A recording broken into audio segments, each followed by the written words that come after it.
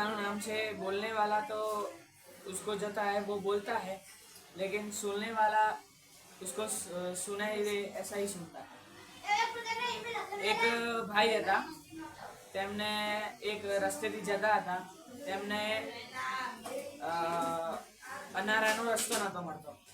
તો એ રસ્તો એક ખેડૂત ભાઈ હતા, એ તેમને ખેતરમાં બળદથી હળ જોતતા હતા.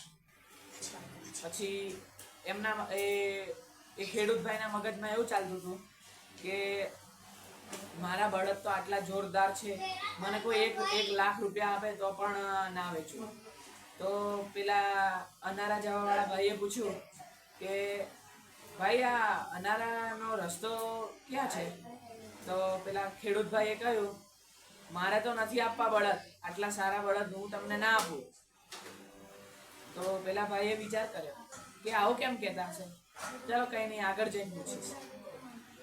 બપોરે ખેડૂત ભાઈના જમવાનો સમય થયો.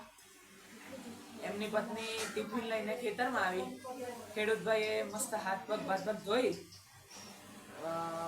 જમવા બેઠા અને કહ્યું કે એમની પત્નીને કહ્યું કે આજે તો એક ભાઈ આવ્યા હતા, એને તો મને કીધું કે તમારા બળદ મને આપી દો. મેં કીધું ના ના, આ બળદ થોડી ને મારાથી અપાય, આટલા સરસ બળદ. એની પત્નીના મગજમાં એવું ચાલતું હતું કે ખેડૂત ભાઈના મમ્મીએ દાળ બનાવી છે એટલે એમને ભાવશે નહીં. તો એ બોલ્યા કે તમારા મમ્મીએ દાળ બનાવી છે, એનામાં હું શું કરું? તો પછી ખેડૂત ભાઈએ વિચાર કર્યો કે આવું કેમ બોલે છે, તો પછી એમને જવા દીધું. પછી એ ખેડૂત ભાઈના પત્ની જે હતા એ ઘરે પાછા આવ્યા. તો એમના જે સાસુ હતા એ રોટલો ખાતા હતા.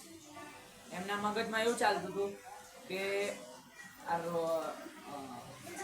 મારા પતિનો કમાયેલો રોટલો હું ખાઉં છું.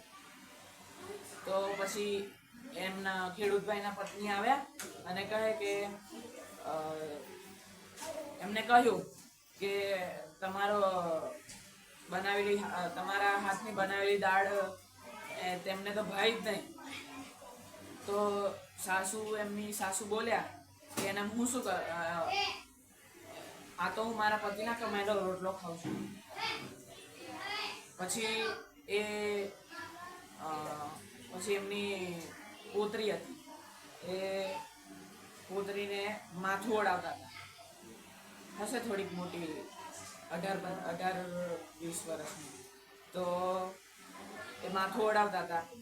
તો એ સાસુમાએ કહ્યું કે આજે જો તારી મમ્મીને મેં રોટલો ખાધી હતી ને મારા પતિના કમાયેલો, તે તારા મમ્મીને ખોટું લાગ્યું.